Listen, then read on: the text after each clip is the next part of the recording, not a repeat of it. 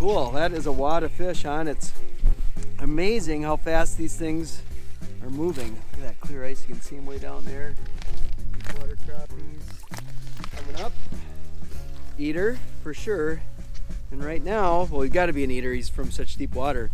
We're playing with some pretty cool technology. It's Hummingbird's Mega 360.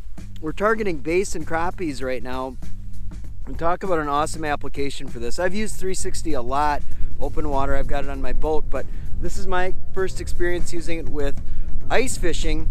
And when you've got soft bottom areas, this is a wonderful place for this technology to shine because the fish just stick out like a sore thumb. And what we found so far is we drilled a number of holes, not as many as we normally would looking with 2D sonar, but when we found the schools, we'd set up the 360 and we can see them moving. So we've drilled big circles in this area and they're just constantly on the move. This is a really, really cool bite.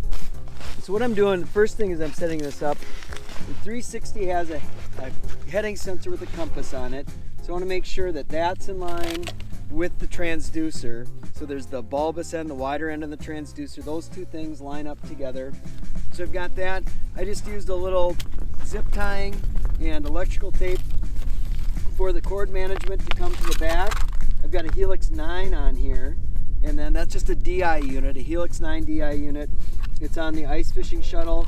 I've got an 18 amp hour battery here. They do make a 19 amp hour battery, I know, that fits. It's the exact same size as a regular ice fishing depth finder battery.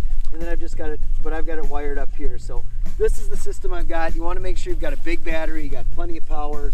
This whole system does draw a lot of juice, so an 18 amp hour lithium battery, Helix 9, you could use an 8, 9, 10. I know some guys use 12, but you can run into power issues with that big a screen. But that's really it. If you've got the stuff and you're comfortable kind of, you like, you know, messing around with stuff in the garage, you can have, if you got this on your boat, you can put this thing together and you've got a really killer tool for finding fish through the ice. It's pretty amazing technology.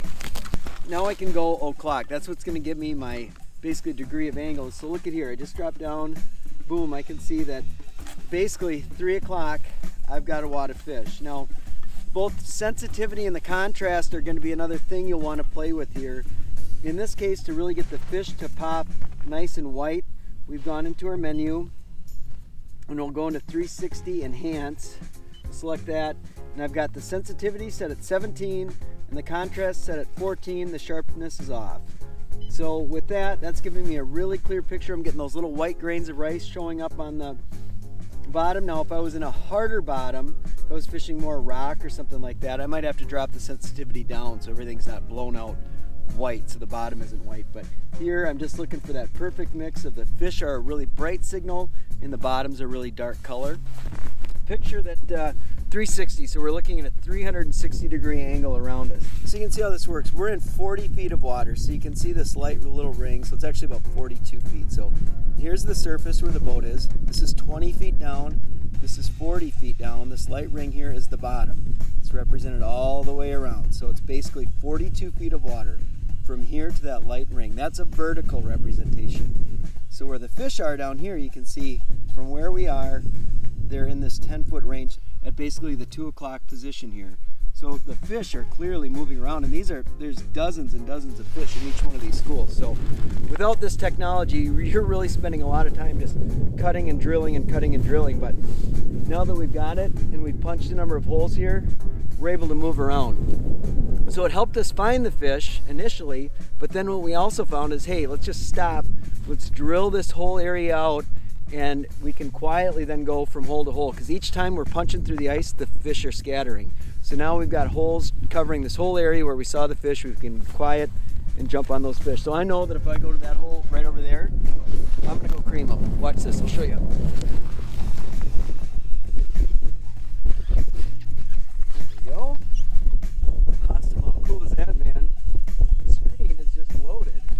I mean, it is absolutely filthy with fish. Now that 360, I just have set up as a standalone unit. Then I've had a Helix 7 ice unit for a while, so I'm actually just using the Helix 7 ice unit that I've got. And you can actually just add a transducer to that same shuttle pack that you've got, and you can fish with the 360 and have an ice deucer in there, so you can just change between modes.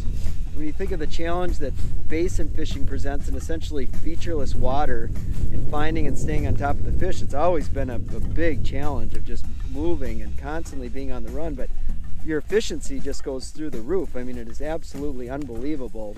So it really helps to have two people working this system. So I'm running the 360, bossing Mike around, telling him where to drill holes, but when we see the fish, we're kind of making a loop. So Mike just drilled another one. I'd say they're moving more this way too, Mike. There you go, that way. So we've got Mikey out drilling the holes now.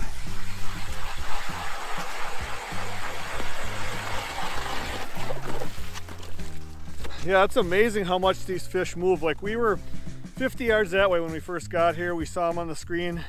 Move, move, move, sticking with them. So what seems to work best is if you can cut out a huge area, like 50 yards either way of where you started, find the fish. Then you have about 40 or 50 holes to pop around with the unit, find the fish, try to stay on them with your depth finder and rod.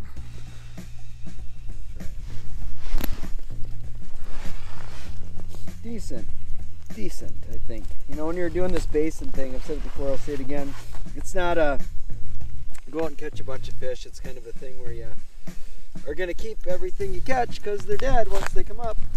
So you do kind of want to select for more of the bigger fish. We did end up catching a few, you know, 8-9 inch crappies. Not ideal, but we're not letting them go because it makes up part of the limit.